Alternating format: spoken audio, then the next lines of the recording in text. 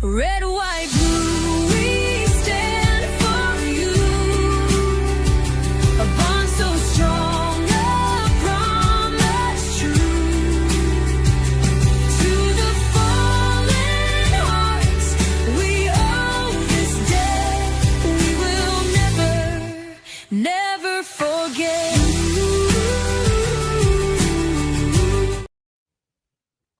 Hello. Red, white, blue. Hello, everybody. It is Lori Egerter with Patriots Inside The Wire. And Tracy is not with us tonight on the show. She's doing important mom things in remembrance of her son today, Sergeant Two-Step. So everyone knows yesterday was Veterans Day. And if you know a Gold Star family member, make sure you reach out and give them an extra hug this week, because this is a hard time for families of the fallen. And I think sometimes people forget that, even though Veterans Day is really in remembrance of, the veterans you see out and about. It's also for anyone who served at any time. So they don't have their service members. They don't have their veterans anymore. So please be mindful of them. And like I said, if you know a family who's lost a loved one, please reach out to them, because this is a hard time. The holidays in general can be hard for them, but just keep them close. Tonight, we're doing something different, and we are going to be talking about the Tree of Valor camps that we have popping up all over the country. And two of the amazing ambassadors from the Tree of Valor are here with us tonight as well. One of them is also a Gold Star mom, and we'll have another Gold Star mom coming in a little bit. But we have Tina Farewell from Statesville, North Carolina. She is a Gold Star mom, and she is an ambassador with the Tree of Valor, as well as some other titles that she has. But we also have with us Kimberly Rivera, who is the wife of a Navy sailor and also one of our ambassadors. So we're going to bring them on the show now and let them share their stories with us and let everybody know what amazing things they are doing, not for Veterans Day, but for veterans and service members in general. So thank you guys so much for being on the show. Thanks for having me. Thanks for having me too. So little does everybody know, but everybody on the show tonight is connected in some way. And I love when connections are made that way. Tracy always says that the guests connect to her, and she's not here tonight, but all of you are connected together, which I absolutely love. So Tina, who I met first, I met last fall. And Tina, would you like to tell us how it is that who your service member is, who your veteran is? Tell us a little bit about him. So my veteran is Jack.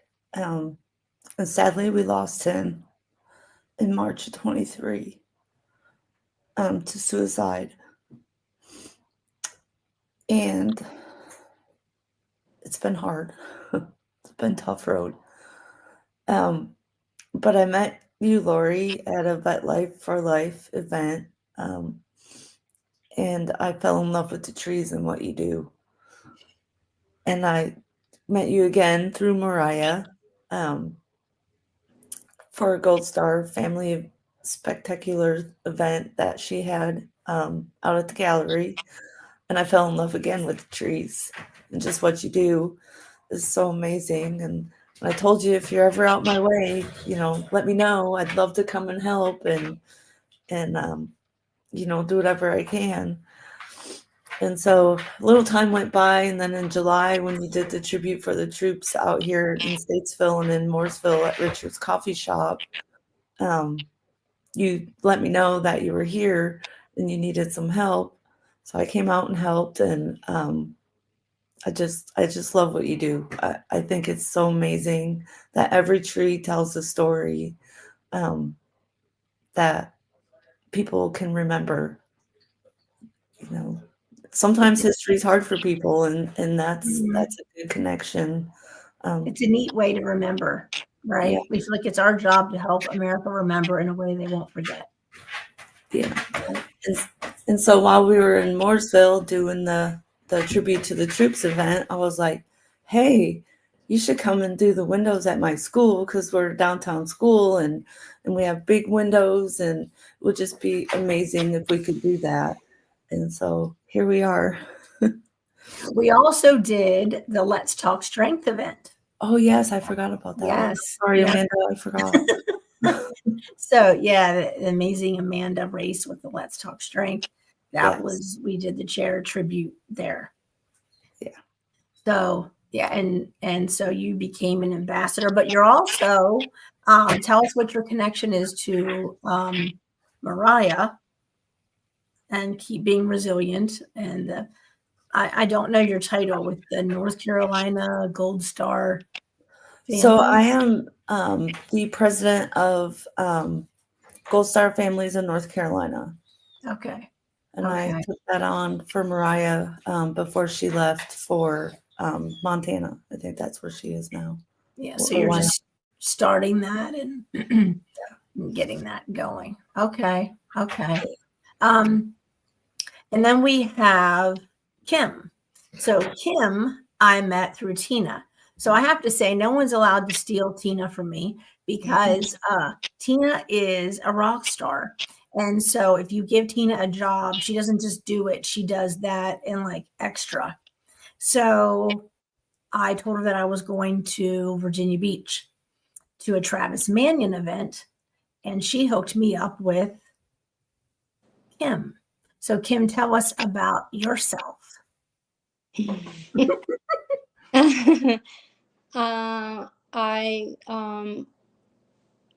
I was a military wife for 20 years, and my husband retired, and now he's a civilian worker. Mhm. I have 2 girls and 2 grandboys. 2 grand boys. I love that, grand boys.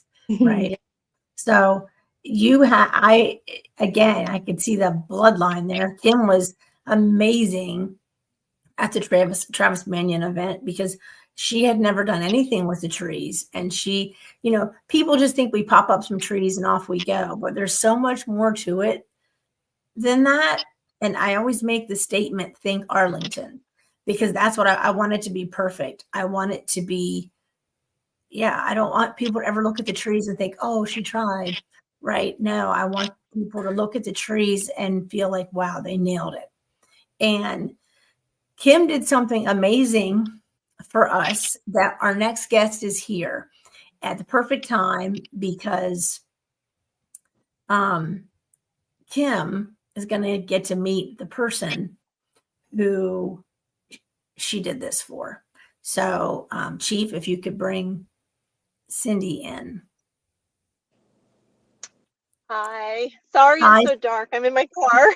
That's Got work. okay. That's okay. Hello. Nice to meet you, Cyndie. So, Nice to meet you.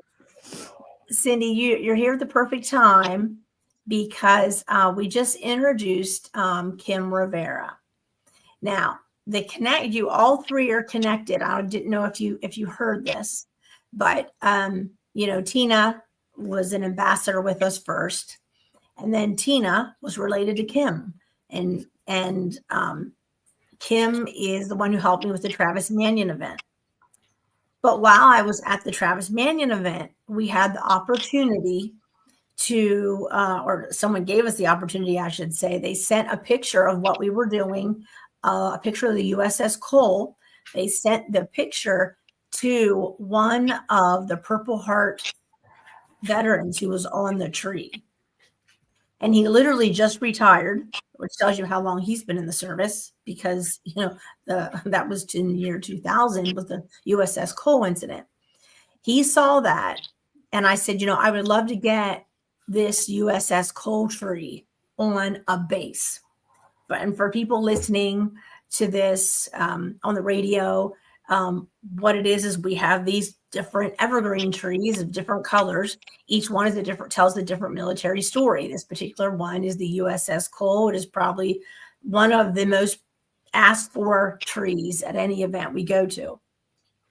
So we get a call, to make a long story short, we get a call from the Navy saying, we want a tree, which was probably one of the most exciting calls I think I ever got, right?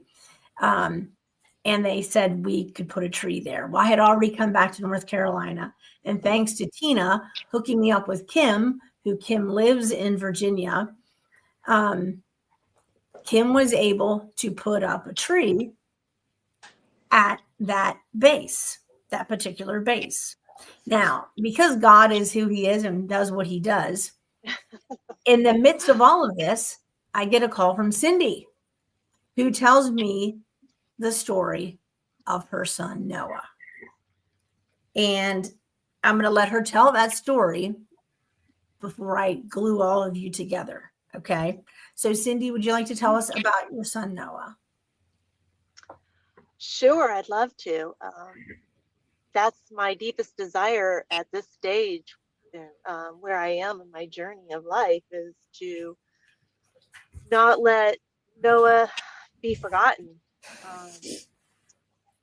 Noah was one of 8 children. He's our 5th child.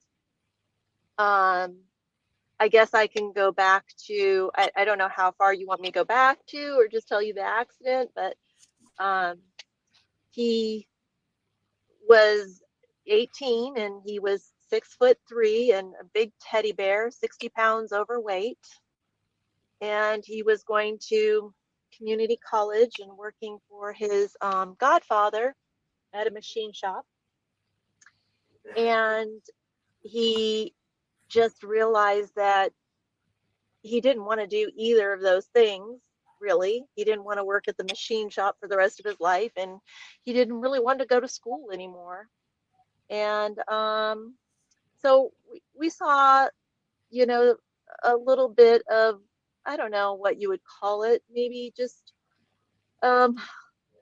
confusion at that time, I guess, not knowing what to do, little bit of anxiety probably. So he came into my husband John and I's room one night. We were in bed dozing off. He came in and said, you know, I have something to say. And he was very, very nervous. And he goes, I'm not sure if you're gonna like it, but just please hear me out. And we said, okay. And he pulled up a chair in our room and he said, I want to enlist in the Marines. And my husband and I look at each other and we're like, okay, let's talk about this. And after talking to him for a little bit, we realized that was a decision really based out of fear of, you know, not having a plan to move forward in his life and feeling like he should have one, but really, who does at 18, right?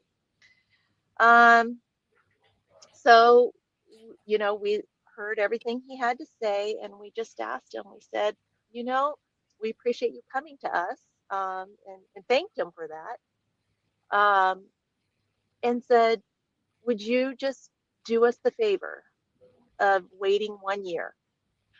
Wait 1 year and research everything you can on what you want to do, on the Marines, on what you can do in the Marines. And then also look ahead, not just 6 months, not just a year. Let's look at maybe what you would like to be doing in 5 years or 10 years. Like, what do you think you would like to do?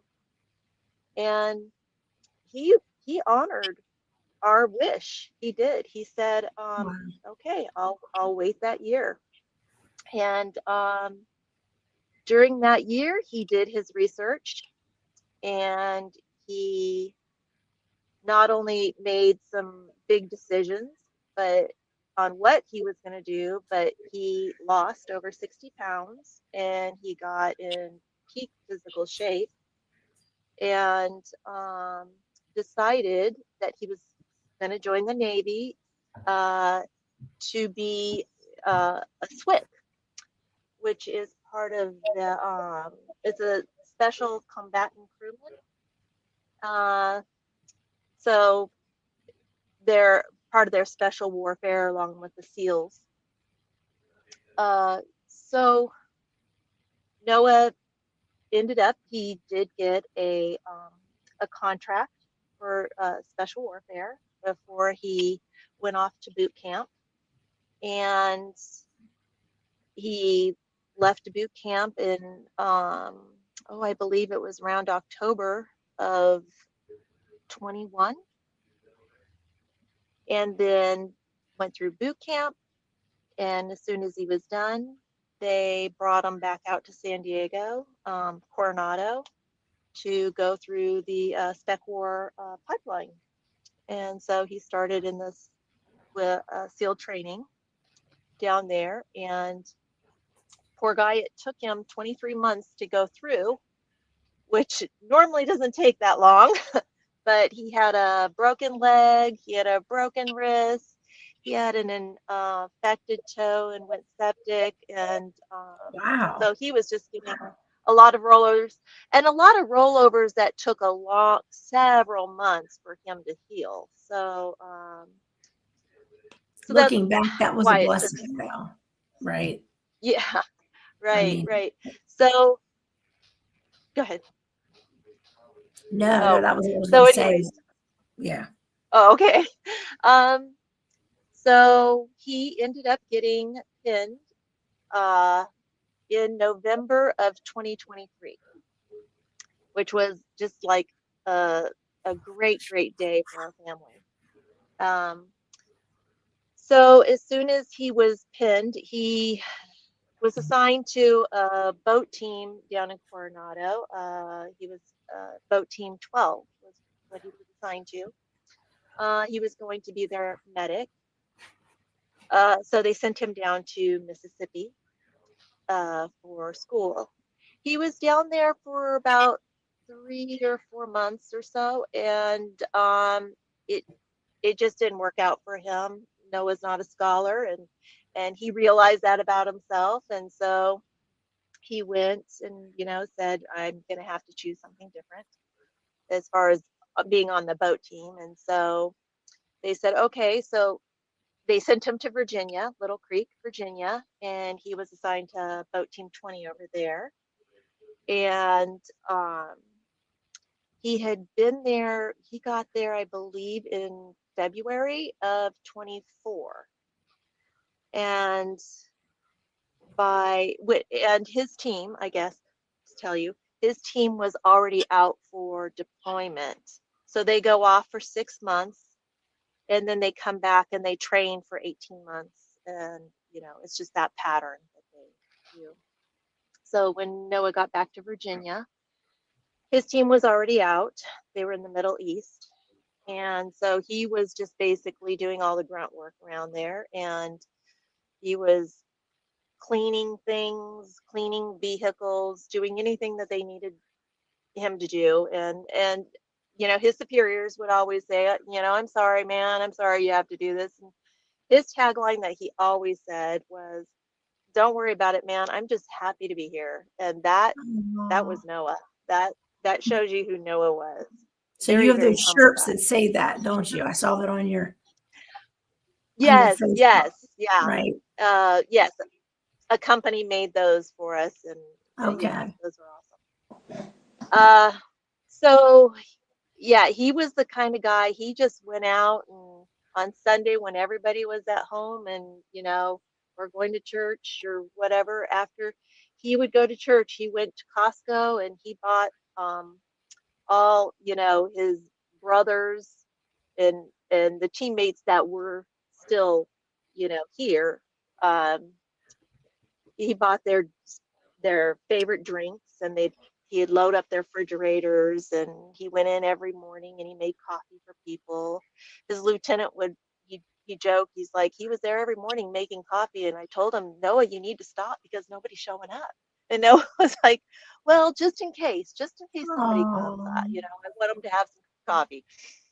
So yeah, so it turned out by a series of events that his boat team that was in the Middle East lost 2 guys. They were being brought back stateside, and so they needed to replace those 2 guys. And so Noah was one of the chosen, which we now know. We were told that they typically would never choose somebody as new as Noah to go over midway through a deployment, but they felt Noah would be able to handle it. Um, so he picked up and he went over to the Middle East, and uh, of course there was a lot of hazing because that's what they do. And Noah took it all, and the guys are, now they just say that man, he never gave up. We gave him the worst time, but he just always came back and gave it back or just took it. He was such a great guy. But right. they he helped seize a lot of weapons and a lot of drugs while I was over there. And I can't remember off the top of my head which award he got, but he got it after he had passed. um, and so he came back, I believe, in May of 2025. And then, of course, with the whole team, they needed to do more training. And Noah needed to do the second phase of getting his jump wings. He had jumped before he got pinned to be a Swift, but he needed to do specialized jumping, which is called halo jumping. It's like high altitude, low opening jumping. And he was sent to California the last weeks of June, and he spent that first week in Oceanside in an indoor wind tunnel. And then during that week, on a Wednesday, we got to be together. He came home, and we all got to have a dinner with the family. And that following Sunday, he left to go up to Porterville so he could report for the training on Monday morning, which he did. And Monday morning was his first jump. And I believe they told us he made 3 jumps that Monday. And then Tuesday morning, he got up and went back to the airport. And on his first jump, something tragically went wrong. And we only know what we know through spectators. I mean, second and third hand, obviously. We haven't seen the investigation yet, but spectators on social media did say they saw the, parachute jumper, that his parachute didn't open up. And from what we heard is he tried to get rid of that first chute that didn't open up. And when you're working to get rid of that first one, it'll deploy your reserve chute. And it didn't let go of it. Was tangled up somehow, and it didn't let go of the first chute. And the reserve chute got tangled up in his first chute. So he came plummeting down to the earth at full speed. And tragically lost his life that day on July 1st. I'm so sorry.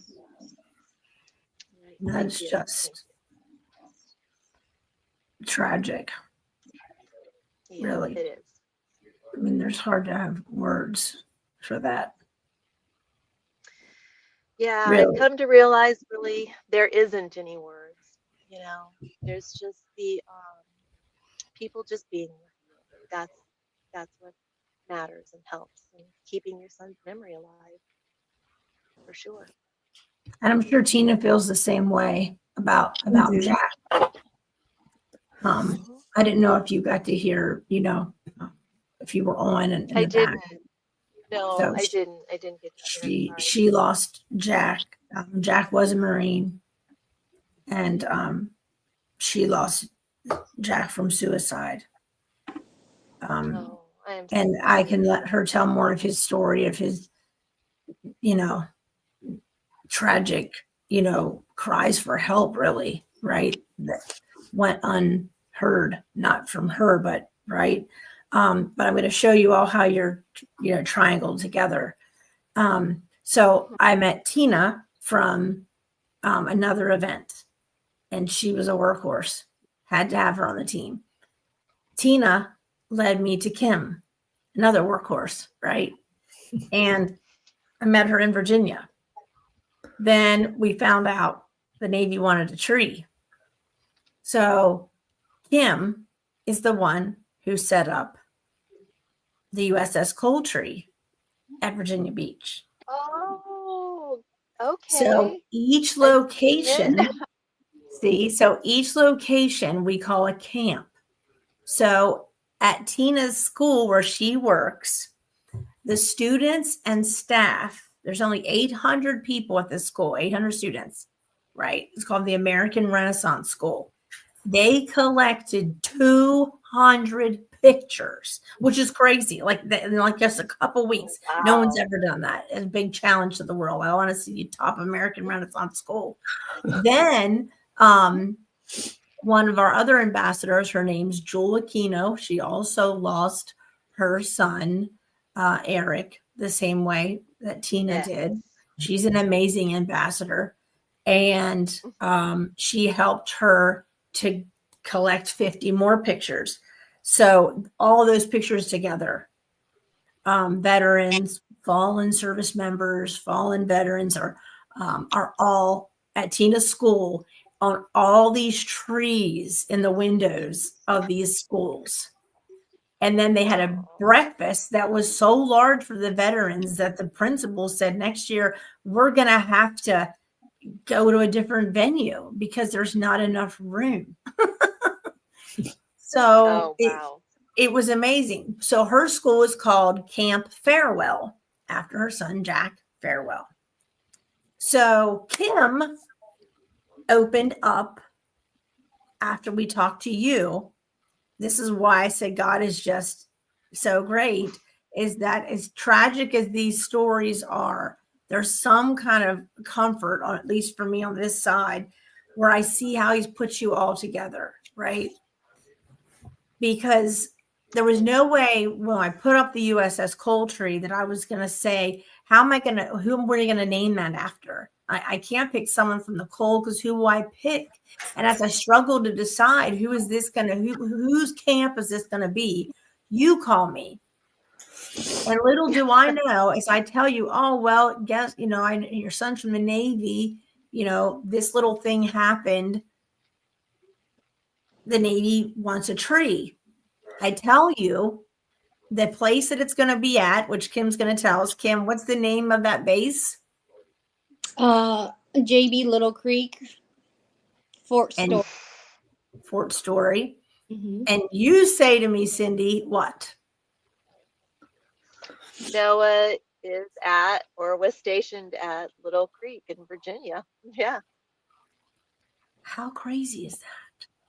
I mean, any base he could have been on in the whole world, he would be on the base where we put up our first tree. So of course I knew that was like Noah saying, pick me, right? So of course that tree, that camp now is called Camp Tobin. So that was his tree. So I don't know if you can see, I sent the school pictures as well. If the chief can put them back. So that's one of the ones that the kids made. Mhm. That one's back at the right. That's Noah's tree. And then Chief, can you put up the ones from the school?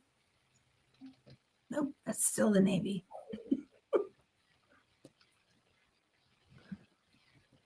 He'll get them up. There we go. Oh, wow. Beautiful. Isn't it Wow. beautiful? Nice. So, That's something.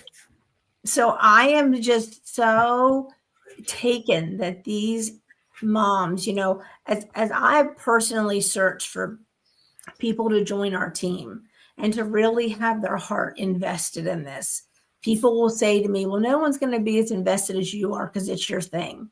And, you know, I always use Allison Huber from Hyatt Honor Flight as an example that is not true, because she has team members who are so invested in her mission that she's doing, you would think it was theirs, right? And I love Allison and her team. And I want a team like that, where people are invested in this.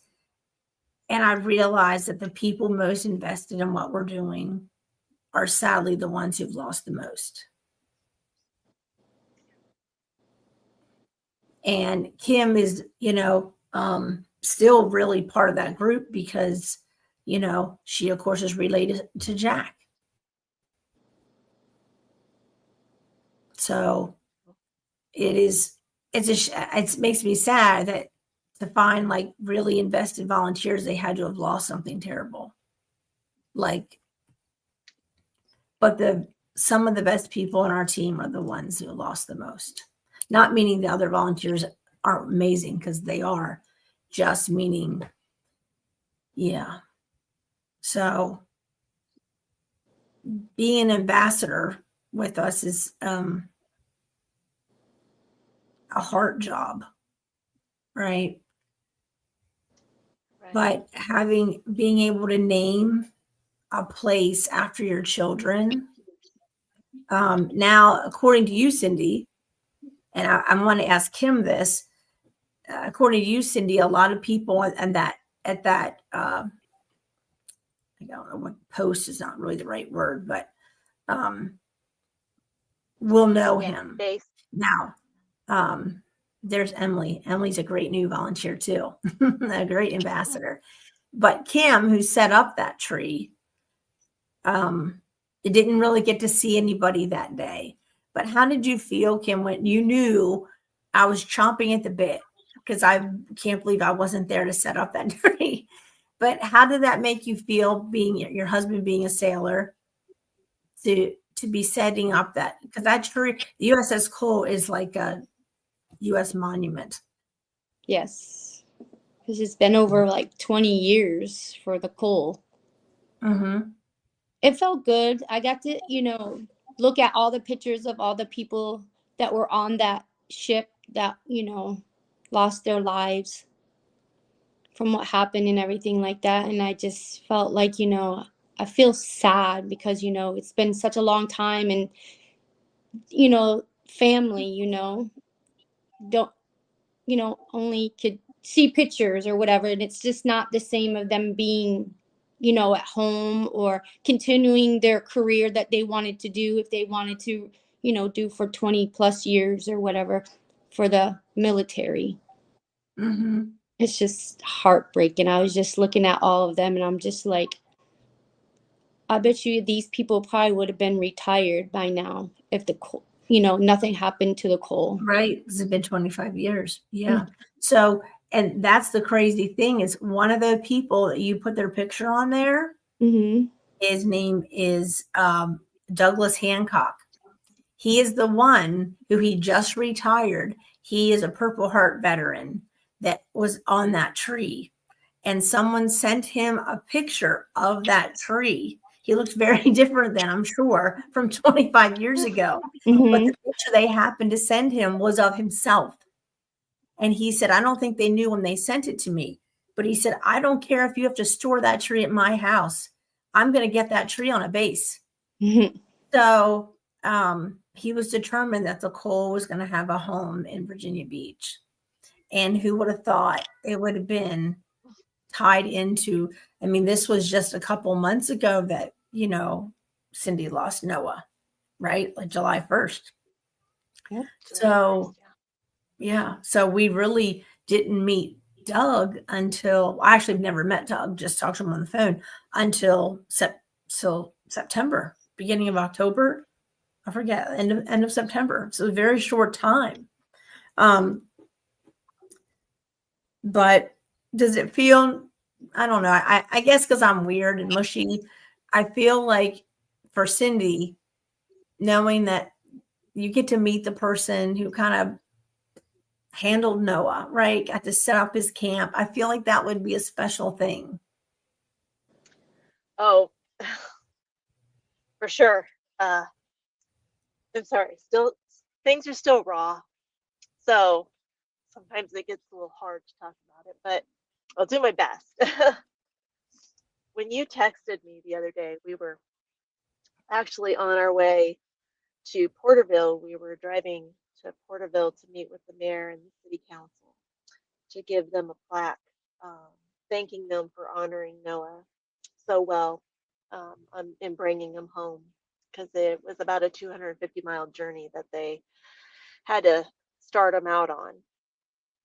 But when you had texted me and said, hey, give me a call. I have some great news. You're gonna love this. And I think I wrote back something about, oh, I'm so excited, but like I can't do a phone call right now because we're going through like these orchards and I'm gonna lose service. So I had to wait until the next day because we went up there and we came back home that same day. And I tried to connect with you that day, and we didn't make that connection on Right. Monday. And so it wasn't until Tuesday that we got to connect, and you had told me and sent me the pictures. And I mean, as you know, I was crying. I was a blubbering mess because, you know, it's just one of the things that just helps you get through is that your child isn't forgotten. And most especially, your child isn't forgotten when they made such a huge sacrifice. They signed their lives away, you know. They didn't know what, tomorrow will look like.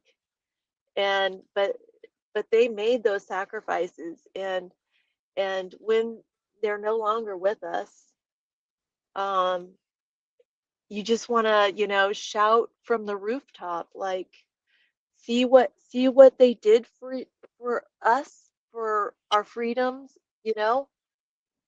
And that tree does that. That tree does that. And I know so many of his teammates will be seeing it, because they're all there at that base. And I I just can't wait to start hearing from them. I think that will be really fun to hear from Well, And and sorry, and Lori, I forgot to tell you that Leslie says that she was putting the tree on the Navy Exchange's website for, I think, for Instagram. oh, wow. Yes. Oh, she's done it or not. I don't have Little Creek's Instagram page, but I'm gonna go and get it and look it up and see if Okay. she could try to repost it. So like I could just like get like a picture of it or whatever, so I can Okay. send it to you. But she said Okay. she was gonna post it so she could let other people know. So like during Veterans Day or whatever, they could come by and look at the tree and everything, because it's inside the food court, because they felt like that was the best place for it, because that's the most traffic that they get is in the food court, Oh, and stuff like that, because that's where everybody goes for lunch. wow. Wow. I love the it. And it's idea. beautiful. It's a beautiful tree. It really is. You did a spectacular job. Thank So, you. Thank you. Thank and that's the funny, okay, so that's the funny thing about this triangle then, right? So that tree came from the first event that Tina invited us to, which was the Let's Talk Strength event wow. in Statesville, right? And we were invited to do the Not Your Chair salute, which is for the 22 a day veterans.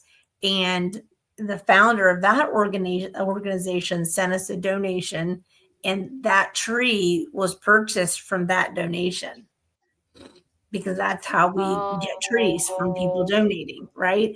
And so yes. again, full circle, right? Full went from a triangle to a circle, right? Like, it's just, that's just how it all connects together. So and you know, for Tina, that feeling for you two, for Cyndie and Kim, I know that like Jules watching, and Jules' son is on Tina's trees. Cyndie, your son is on Tina's trees. I saw that in a video. And they're gonna, I think the chief's gonna replay that video. Now there's just a tiny little clip, but I think that Jules' son is in the clip that was that we just grabbed, right? We just grabbed one. And but I think he's in that little like 20-second clip. But for Tina, I'm sure, because I was with you when you were putting those pictures up, when you were doing that. And we worked hours on that. And she was very quiet. And I can only imagine you know, putting those pictures up there of all those, you know, the ones from the school weren't fallen soldiers, right? Or so fallen service members. They were mostly someone's grandpa, someone's dad, someone's uncle, you know. But the ones from Jewel were all from different, you know, families. Right. So Right. that had to be, you're welcome, Jewel. Jewel's she's going to be on the show at some point. Yeah. So I did connect with her uh, through social media. I did connect with Jewel, and she as well has a picture of Noah on, I think, her keychains or that mhm, she carries. You know, mhm. she's very, very good about staying really on top of those service members that have passed. She really doesn't want anyone left behind. Like, I would say she's probably the master at making sure she's taking her grief Absolutely. and really, really trying to help like everybody else. I actually don't know how she does it. Yeah. Because there's not anyone that's, you know, like if you know someone that she doesn't know, she wants to know who they are, right? Like those two Navy SEALs from, I think it was last January, Right. that were lost. Yes. Yeah. I'm sure Jules going to be like knocking on your door about it. Who are they? Like, she's going Yeah. to want to know. Yeah. So Yeah. be prepared for that Engage. call. Yeah. So Yeah. Tina, how was that for you when you were putting up all of those pictures? Because that was the first time you'd done like that many falling. Because when you helped me before, I think those were like a lot of locals that we had done. Yeah. I felt honored to put their pictures on the tree. You know, that the moms wanted to share their children with us. There's Eric. Yeah. Wow. You know, just saying a little prayer as I put them up. You know, remembering them, because they all deserve to be remembered. Yeah. Doesn't matter how they pass. They all deserve to be remembered. Absolutely. Absolutely. 100%. Very, very true. So we have They all signed on the line. what? I said they all signed on the dotted line. They did. Yeah. They did. They They're really all did. brothers and sisters. Yep. And I feel like everyone's lost. You know, I know there is. I feel like sometimes there's this, you know, from the civilian side or the Blue Star side. So this is Jules' son, Eric.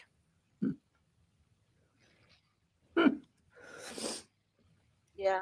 Handsome guy. And I've met so many Marine moms, and it makes me wonder, did our boys serve together and we just don't know it? I wonder that all the time, because Jack never really introduced us to anybody that he served with. He just kind of kept that separated. I think it was more because he didn't want mom to know what they were really doing and stuff like that, to kind of like protect his way of protecting us from what they were doing and seeing. I have to wonder about 100%. that. I definitely have to wonder about that. And I'm going to share this story with you guys because I'm still wanting to know. But Lexi does this thing. We do a shout out to Lexi every show. Hey, Lexi, because we know she's down there watching. She gets so excited. She watches the show every single week. There she is. Love it. But Lexi, we've realized she drives around the gallery in her power wheelchair. She knows how to drive it by herself. And for people who haven't heard the story before, she picks a tree of the day every single time she's at the gallery. And we just thought it was, she just picked a random tree. But as it turns out, we now discover there's a reason why she picks the tree. Now, I can't always figure out the reason because Lexi's not verbal, but I know what the questions are to ask. And what we discovered is there are times she picks trees based on the fact that someone's picture is missing from the tree. And the reason I know this is she'll say, this is the tree of the day, right? So I take all the pictures of everybody on the tree so that I can post it, which I sadly don't always get to do. But one particular day, I thought, gosh, there's a lot of people. This was the USS Stark. And I thought, I better make sure that no one's missing because, you don't want it to be your child, right? That's missing from the picture. And I realized, man, oh gosh, someone's picture's missing. So it had fallen off and was in the repair box. So I didn't think much of it, fixed it, put it on. Well, then another day, she picked a tree and the same thing happened again. And now we realize this has happened so many times that she knows when someone's missing on a tree. But one particular day, she picked the extortion 17 tree. And her nurse and I, Miss Val, we methodically went through every picture on that tree and no one was missing. No one was missing. I went on my phone. I knew when I had made that tree. I looked through all the pictures on that tree. I looked through all the pictures on my phone from that day. And there was one picture of a Marine named Daniel Patron who was killed on the same day as everybody else on the extortion 17. But he had from what I know, he had nothing to do with anybody on that tree. So I go ahead and she wants that picture made because it was on my phone, but he never got onto a tree. I make the picture. She wanted his picture put on that tree with extortion 17, and she wanted nothing else. She did not want him on the Afghanistan tree. He had to be with extortion 17. And honestly, it felt like Daniel was in the room with us. I know that might sound whatever it sounds like. I don't even care. But let me tell you what. Oh gosh, my phone, my my computer's dying. I'll tell you what. I got a hold of Daniel's mom and realized that it was almost Daniel's birthday, and Wow. I could not. I couldn't have planned that, right? I couldn't have planned that. I couldn't have known that myself. But it was kind of like a wave or a message from the other side, right? Like that but so when that happens and it's one particular picture, I really do try to let people know because I don't think it's an accident when a picture falls off a tree. It's really not. And I've seen it because I've gone and I've done tributes in other towns. And after the whole tribute was over, another one of our camps in Minnesota, At the end of the night, I hear this noise, this clunk on the ground. And there was hundreds of pictures at that event. It was for Nicole Burnham. I go and I know the sound, and I go and I look. Of every picture that was there, of all kinds of veterans and service members, whose picture do you think fell on the ground? Nicole's. Her family was sobbing because they felt like she was here today, right? Mm. So, you know, it is there's stories in those trees. You know, we all started out telling stories in forests and such, right? And we say now that, you know, America heals from telling her story, and I'm sticking with that, because history not recorded is history not remembered. And if people don't remember the history, it's like it never even happened. And who of you wants it to be that your life never happened, or more, that your child's life never happened? Right. Right. None of you. And thank None of you. Thank you for doing this. I mean, I know it's a lot of work, but also know from a mom that has lost her child, we really appreciate it. It's so beautiful. It's a beautiful calling you have. Well, you know, if it wasn't for the moms helping us to spread the message, we couldn't. If it wasn't for Tracy, you know, having the show, and unfortunately losing her son, Adam, you know, we couldn't tell the stories in this way, which hopefully helps. That's Adam, her adorable son. So if it wasn't for Tracy, you know, we wouldn't have this way of telling his story. And it's sad that that's how you're all tied together. And it's sad that you're all tied together that way, but thankfully it is also at least a way that you can be tied to someone, you know, because being out there all alone is not where anybody wants to be. You know, nobody wants to feel like you don't have anybody. So that's why we always say we see you, because we want people to know that we do see you, and that we don't want people to feel that way. Whether you're, you know, even a mom like Kim, right? Her husband is done serving, but I don't know what that feels like, Kim, when you're done, like once you're not part of the service anymore. You know, does it feel like you know, part of you's missing because don't have a military family anymore? Or do you still stay connected to them? I still stay connected to a lot of our friends that were in the Navy that have retired, you know, before him or after him. So yeah, I still have our friends that we're still with that retired. Okay, well, Not hopefully, many, but I mean, still some, but I mean, right. because everybody's, you know, all over the world, you know, Mm-hmm. because, you know, once they get out, they move, you know, and don't stay here, or they, you know, go somewhere else. Hopefully, Kim will be putting up a Noah Tobin tree, because we want to have a tree just that kind of tells Noah's story. And I think that would be nice, just like Tina is going to make a story, you know, a tree for Jack. And the Burnhams, they just put up, trying to look for the time. The Burnhams just put up a half a dozen trees. And I need people to know that I want people looking for this. You know, every town has these, what they call phantom windows, these areas in your town that are an eyesore. That's what they are. There's nothing in it.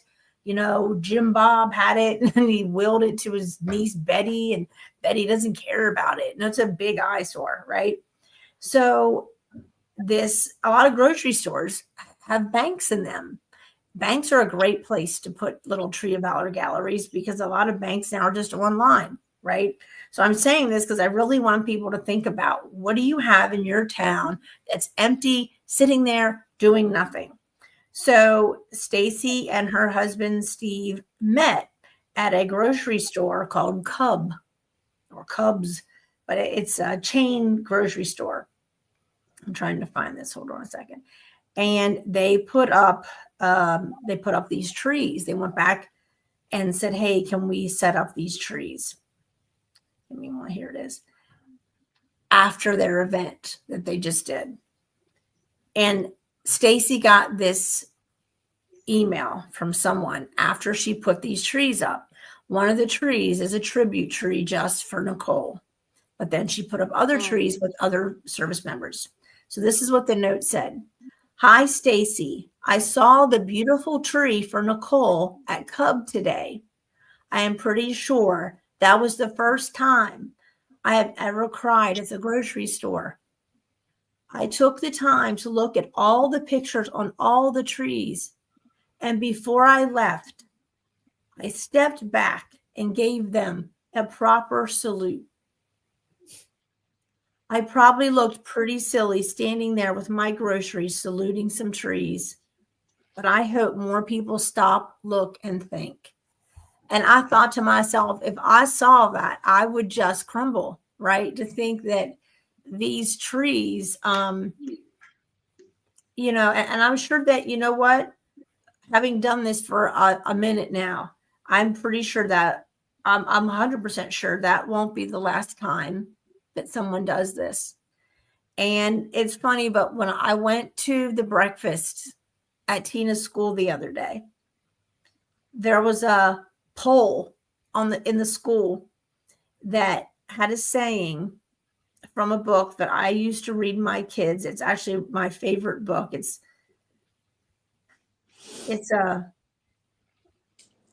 called The Giving Tree.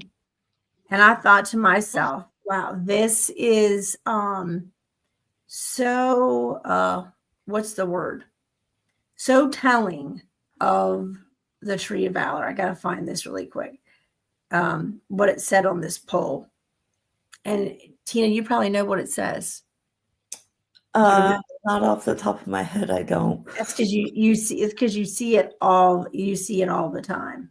Yeah. Hold on one second. It's so good. I think it said one of the lines in the book is something like, and a boy loved a tree. Or a tree loved a boy, or a tree loved a boy. One of these, well, I was trying to find it on my phone, but I was like, this is so true of like the Tree of Valor, right?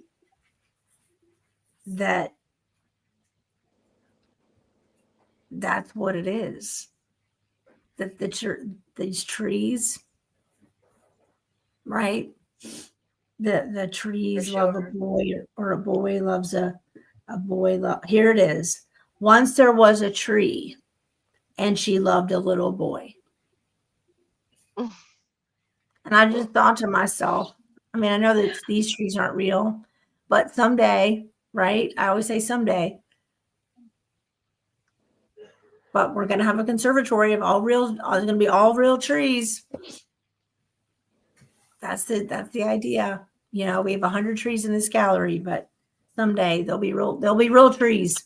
And so we're going to close with a song from Tracy. I'm not sure which one Chief has chosen, but I want to know whether he can put up the video with Tina's. It's just a little clip. So I'm hoping. Red, white, blue, we stand for you. A bond so strong, a promise true. To the fallen hearts, we owe this debt. We will never forget.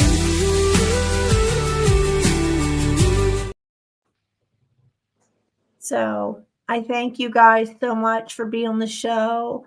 I appreciate the time that you took.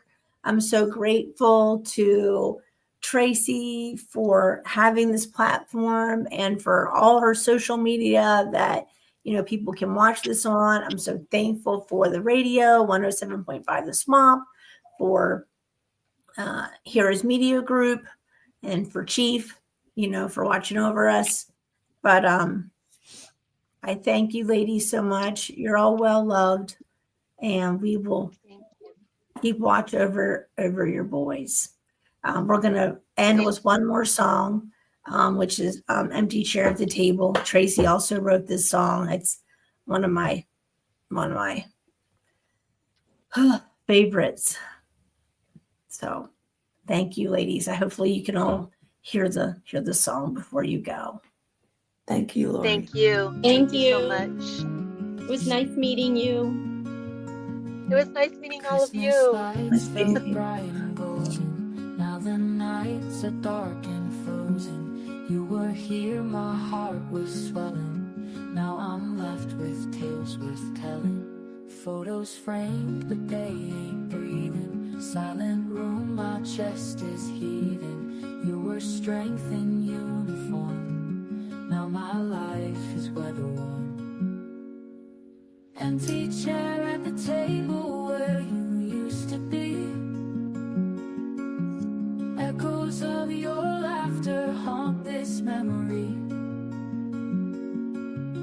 Heaven called you home, but left this heart alone. Warriors honor, a love carved in stone.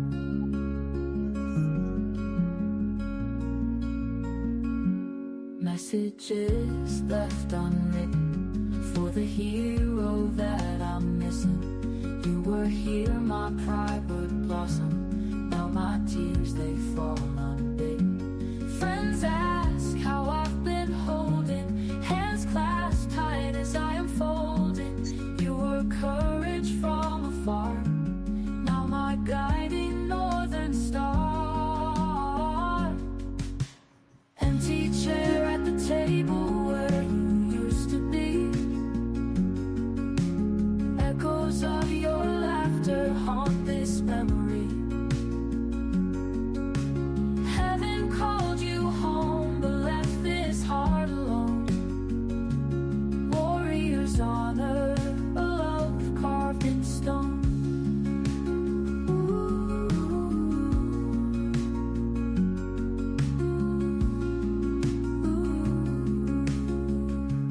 Messages left unwritten for the hero that I'm missing. You were here, my pride would blossom. Now my tears, they fall unbidden.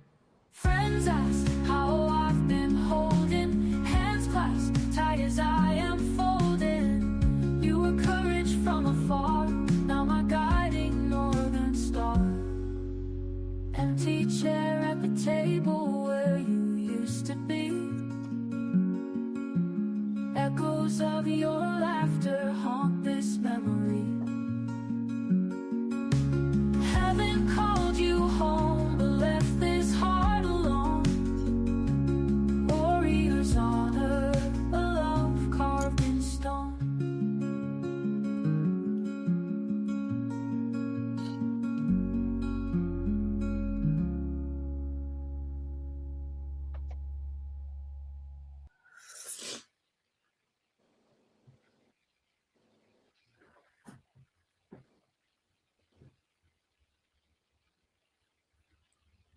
Thank you.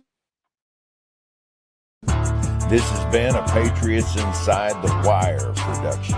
Thank you for tuning in to another episode of the Two-Step Tribe, where you, the viewer, are always the rock star of this show. Don't forget to like, follow, subscribe, and share.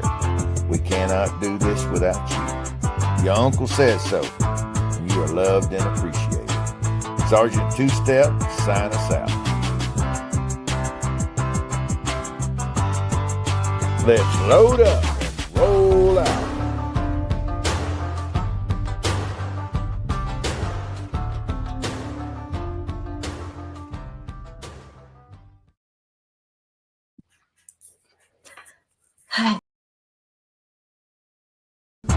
This has been a Patriots